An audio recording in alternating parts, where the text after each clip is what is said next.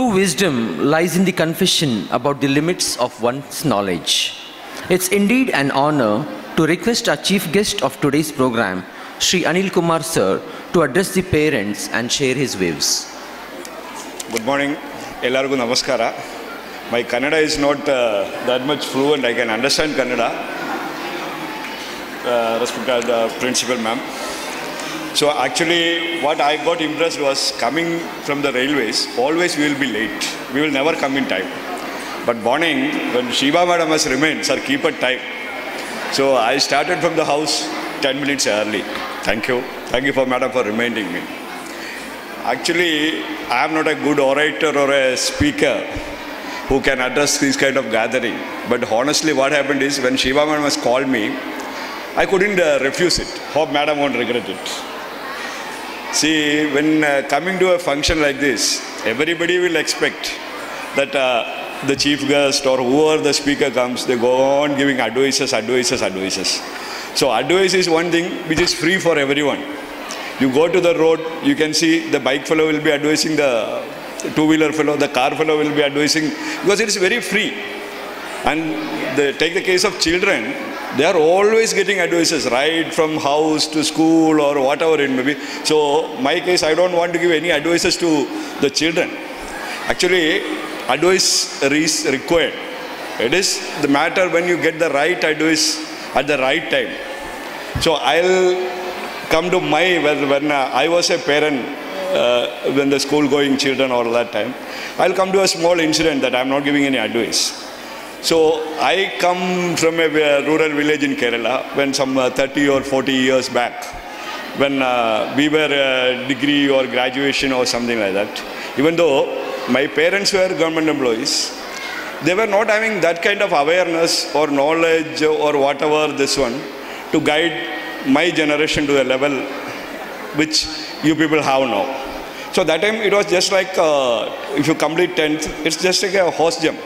10 to pre-degree. Of course, there was no +2 that time. Then again to college, degree. Then somebody is good enough, they can go a PG. Then finally land up in a comfortable government job, which honestly I did. So when it came to my son, when he was in KV Belgaum. He was in somewhere 2008 or something like that. So we were also having dreams.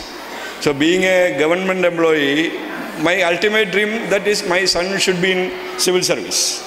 So of course I was having one of my friend.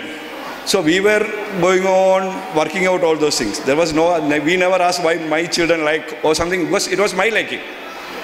So after when he completed 10th from Belgaum, we shifted him to Narayana. That time Belgaum, of course, there was no time. Belgaum is not having any of these coaching institutions like all these things on Narayana, Chedana.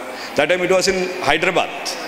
Only that Narayana group of institutions, something like that. So that time, of course, it was very expensive also. That time in 2008, the 2-year course, it was costing around 3 lakh. That time I think madam will be getting some 3 lakh gundas of land here for 1 lakh. So many people advised us why you are investing that much. No, it was not. So myself and one of my friend, that child was 1 year elder to my son. So we took them to Narayana. Then there they started this entrance, the class admission test. So my son was first in KV. His son was already first in Hubli KV and all those things. The first batch, these boys didn't get admission. So second batch also, these boys didn't get admission because the people were so motivated, the children were so motivated and all. Then finally they got in a third batch. Of course, they struggled there, all these things. So then also our intention was go to some professional course, get to IIT. If IIT is not there, some other premier institution or something like that. So, but the final aim in our mind was civil service. So we used to, that time, we go to Hyderabad, in the Koti, that area, we will get second-hand books. This civil service question papers, all question papers, Koti you will get in very cheap rate. So every trip, we both, either he comes, we used to bring some question papers, all these things.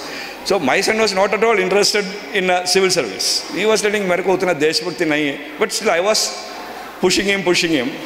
Then when he completed his engineering from BMS Bangalore, during that final years, once I was traveling to Kerala by train. So that time also my aim is this one only. So in the train, one gentleman was sitting next to me. So casual talk, how are you? Hi sir, hi sir. So he came to know that he is a top civil service officer in Kerala. Madam may be knowing Mr. Yushdad Singh, IPS. So he was sitting next to me. So I was so happy. Yeah, I get a guidance how to get my son into civil service. All things. I was going on talking to him. I was only talking. He was never talking. I was only encouraging him, sir, oh, kaisa karenge, ye kaisa karenge. Then finally, after some 10 minutes, this gentleman asked me, sir, did you ask your son what he wanted? Then I said, sir, no, sir, I will push him. Then he started talking. See, I got 2 sons. Did you ask me what my son is doing? No. He said, my son didn't go to college at all. He is not going to college. I was so astonished, being such a, he was that time, I think he was a DGP or something like that. Then he started talking. See, my son completed his +2 from college. Then also, bola, मेरे को college में नहीं जाना, मेरे को animation सीखना है, animation. So that time it was somewhere in the same 2012 or 13. It was very nascent age for this animation and computer science. I was just getting development.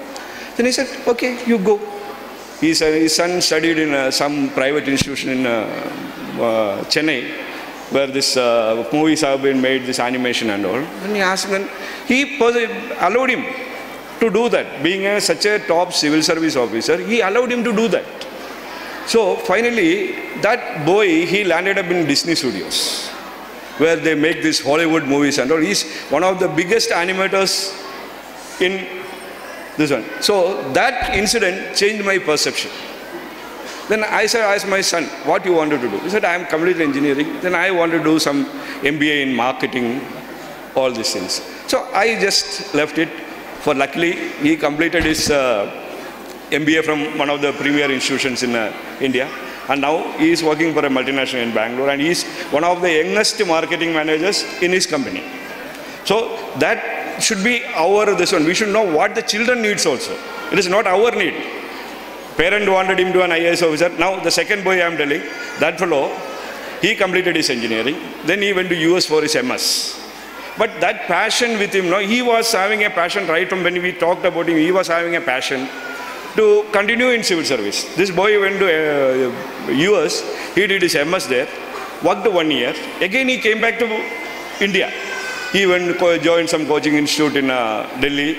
He started preparing for it. I think last second year now, he is an IPS officer in West Bengal cadre.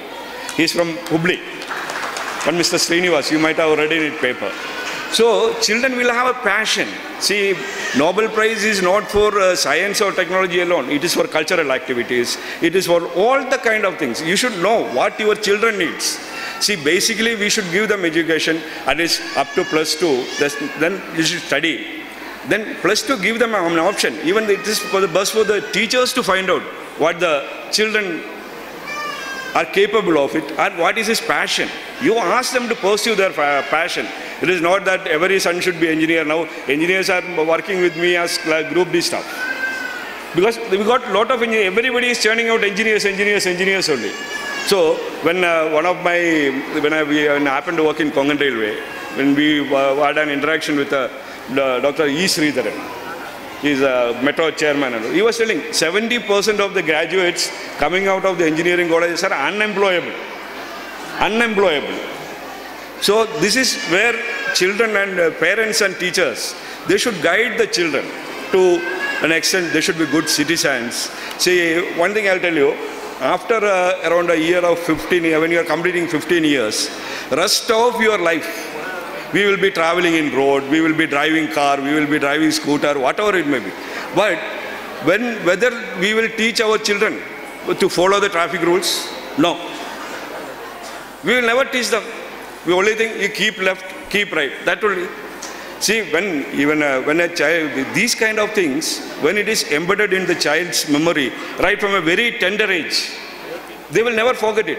अभी हम लोग बोलते हैं बड़ा को देख के नमस्कार करो, भगवान को नमस्कार करो, टेम्पल का जाके नमस्कार करो. That the child is learning it from the very beginning. very beginning when he's fifth month or sixth month. So that kind of things, we should inculcate civic sense, the traffic rules. See, I'll tell all these things. Next time, tomorrow we'll see one parent will be coming with one child on the wrong way because he is late for the school. Naturally, the child will think, you tell him, you follow traffic rules, all these things you tell him, but tomorrow the parent driving with him in the wrong lane to save 2 minutes or, so then the children, now nothing will happen. See, when you go to some other northeastern states, you know the traffic rules, how the children are following or how the people there are following, it is astonishing. You go, recently I had been to Bali, Indonesia and all. So there, nobody will use the horn. They will never use the horn. And the traffic will be 1 kilometer behind, that fellow will be cutting the line to take a U-turn. Here, we will come all the way. So these kind of things, this, we say 15, after the years of 15, till you die, you are on the road. But our curriculum doesn't teach how to follow traffic rules. Simply because police is there, you are obeying. Otherwise, nobody will obey. See, everybody cannot be. At least like Kalam sir has said, you cannot be a sun. You cannot be a sun to brighten up the entire world. At least you can be a candle. You can light up your room. So that should be the advice the teachers and parents should give to the children. So in that we will have a good citizens. End of the day, when curriculum, end of the day, who will care about how much mark Virat Kohli has scored in 10th? No. Or Abdul Kalam sir has scored. Nobody will tell that. But it is how you bring up a citizen to obey our civic sense. See, everybody, India is a population of so much, we got a wide diversity, all these things we will tell. But still, at least one fellow can obey his rule. So he will be safe. And the other fellow also will see him. So that kind of education should be the base of our upbringing of our children. I'm not extending much. Thank you all for listening to me. At least I hope all the best for your children in the future. Keep them guided. And education is the only investment you can give it to your next generation. You keep acres of land, lots of money in bank. That is never worth for the children.